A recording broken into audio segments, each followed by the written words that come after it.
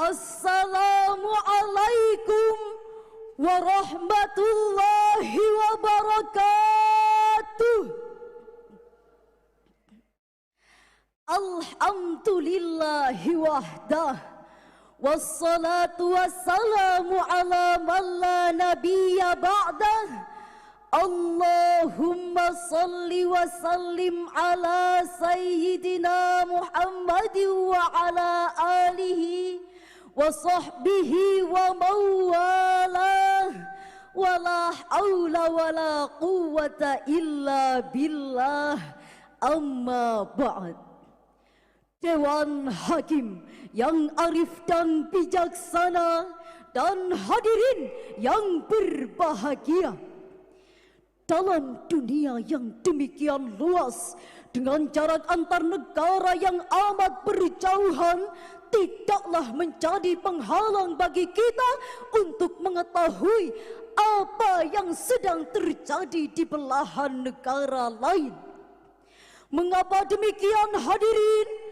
Karena tersedianya alat elektronik digital saat ini yang mempercepat arus informasi dan komunikasi dalam hitungan detik.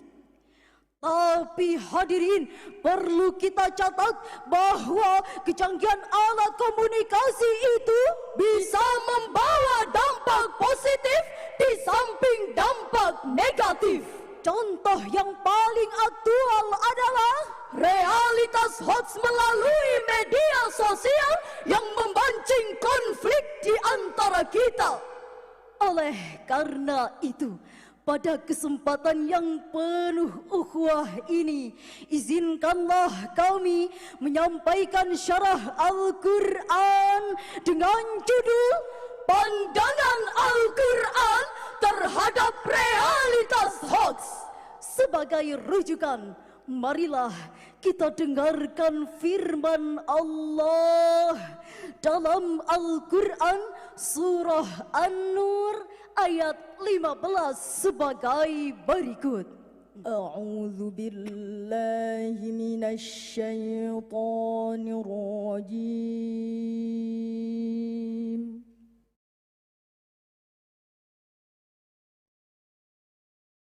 Bismillahirrahmanirrahim.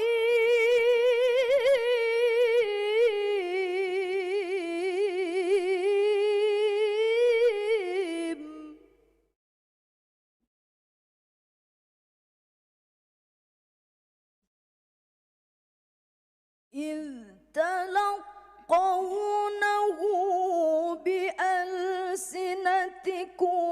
وتقولون بأفواهكم ما ليس لكم به علم.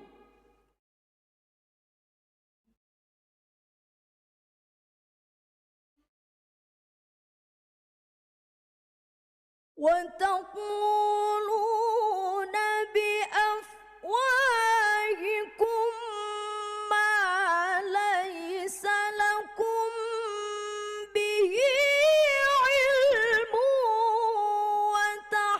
وتحسبونه هينا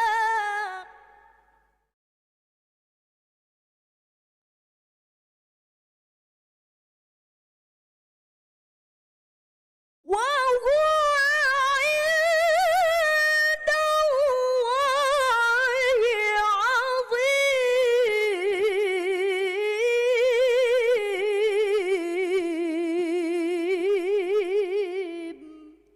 Hamba berlindung di bawah kuasa-Mu, ya Allah,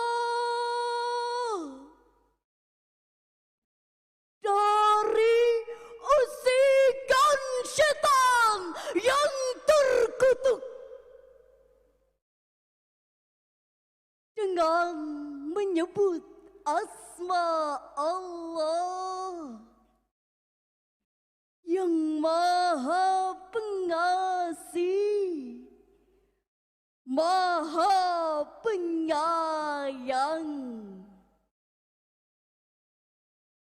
Ingatlah, di waktu kamu menerima berita bohong itu dari mulut ke mulut, dan kamu katakan dengan mulutmu apa yang tidak kamu ketahui sedikit pun, dan kamu menganggapnya remeh, padahal dalam pandangan Allah itu masalah besar.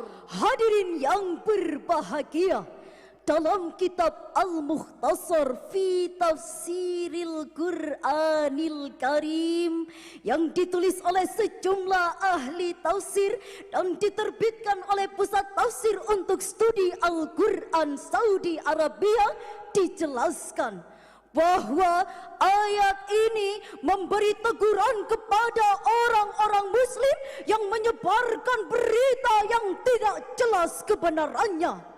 Allah Subhanahu wa Ta'ala mengingatkan kita, jangan sekali-kali memandang penyebaran berita bohong itu masalah yang kecil dan remeh. Ketahuilah bahwa itu adalah masalah besar.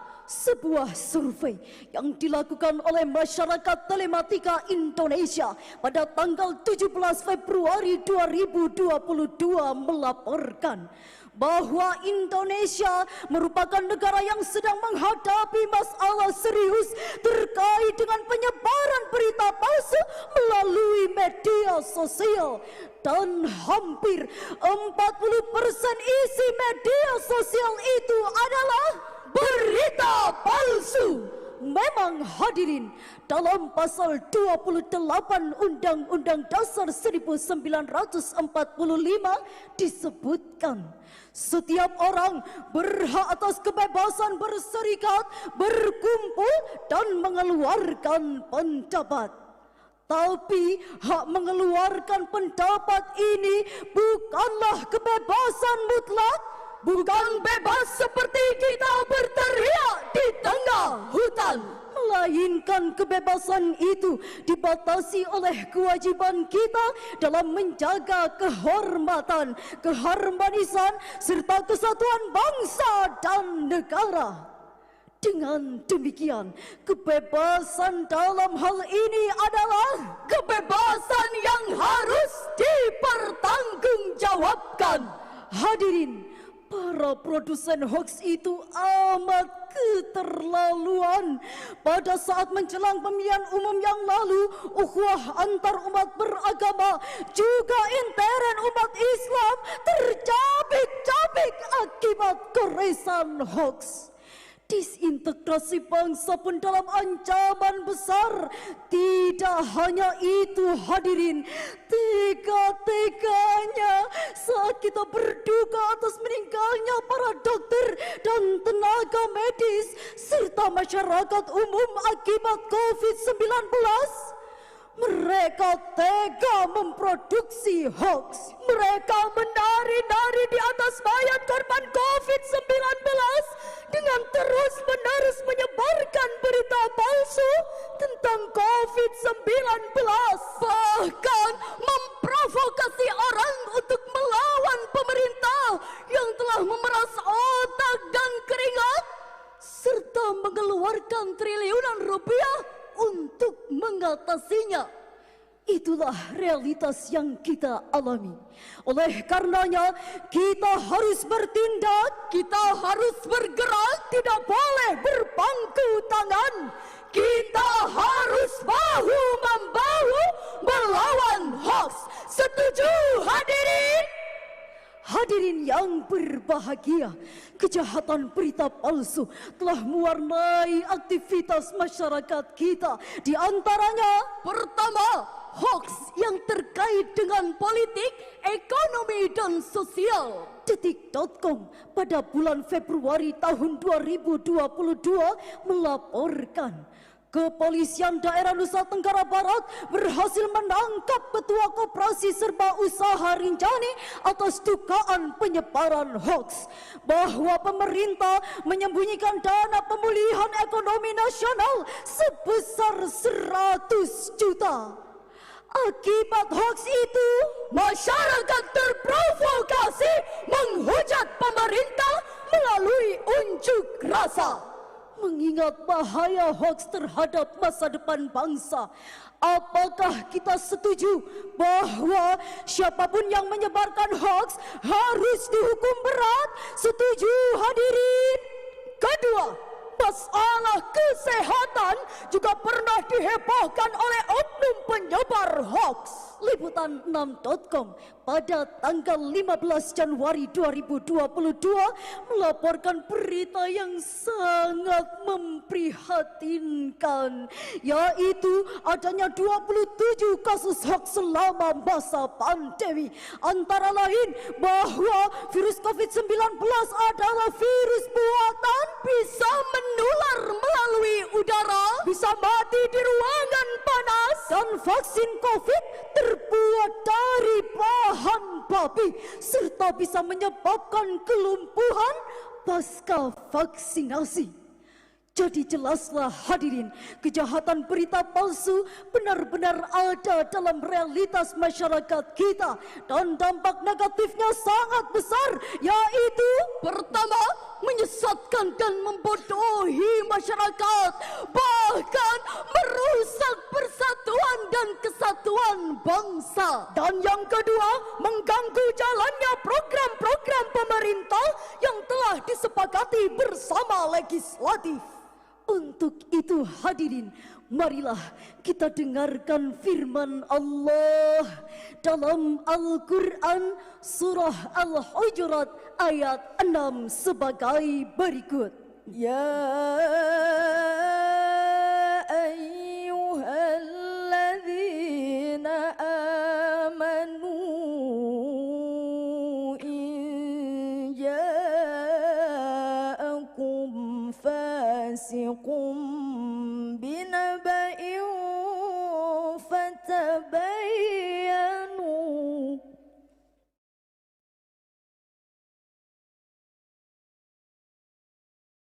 fatabayyanu an tusibu qauman bijahalah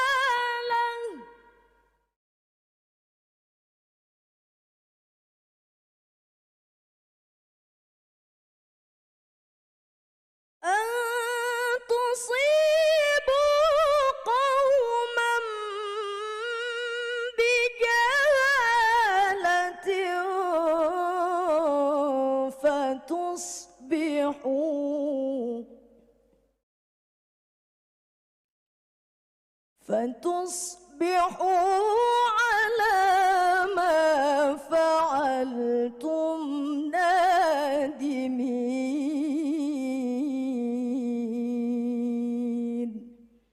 صدق الله العظيم.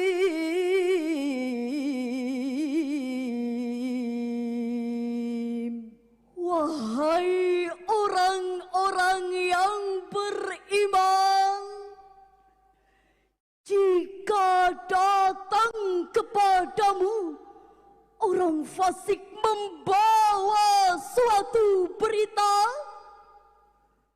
maka periksalah dengan teliti agar kamu tidak menimpakan suatu musibah terhadap suatu kaum tanpa mengetahui keadaannya, yang menyebabkan kamu menyesal atas perbuatanmu itu. Maha benar Allah atas segala firman-Nya, dan Dialah yang Maha Agung. Hadirin rahimakumullah, Dalam tafsir Al-Azhar karya Profesor Hamka dijelaskan bahwa turunnya surah Al-Hujurat ayat 6 ini berkenaan dengan kisah Bani Mustalik. Mereka dituduh berencana membunuh Al-Walid, utusan Nabi, untuk menarik zakat mereka. Padahal hadirin, berdasarkan laporan yang sebenarnya, Bani Mustalik justru datang berduyun-duyun menyambut kedatangan Al-Walid untuk membayar zakat. Maka kata fasik dalam ayat ini artinya pembohong atau banyak melakukan dosa.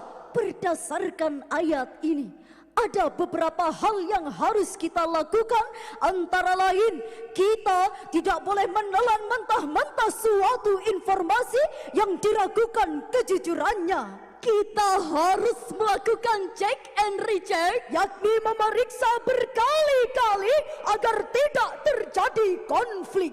Rasulullah sallallahu alaihi wasallam pernah berpesan kepada kita, "Iyyakum wal kadhib, fa innal kadhiba yahdi ilal fujur, wa innal fujura yahdi ilan nar." Jauhilah kebohongan, sebab kebohongan akan menggiring kepada keburukan, dan keburukan akan menggiring kepada neraka. Hadis riwayat Bukhari dan Muslim. Pada kesempatan kali ini, kami mengajak hadirin untuk menyampaikan salam rindu kepada Nabi Muhammad sallallahu alaihi wasallam, sang penerima wahyu Al-Quran. Assalamu alaika ya Rasulullah. Assalamu alaika ya habibi, ya Nabi Allah, ya Rasulullah.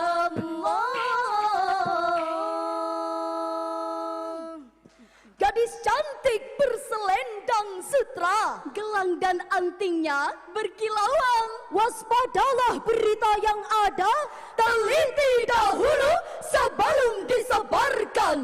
Dari uraian ini dapatlah kita ambil kesimpulan. Pertama, hoax adalah sebuah realitas sosial yang dapat mengancam persatuan bangsa kita. Dan yang kedua, pemerintah harus bertindak tegas terhadap penyebar dan produsen hoax. Bapak, Ibu, Dewan Juri, cukup sekian syarahan kami. Mohon maaf atas kekurangan kami. Terima kasih, semoga berjumpa kembali. Wassalamualaikum warahmatullahi wabarakatuh.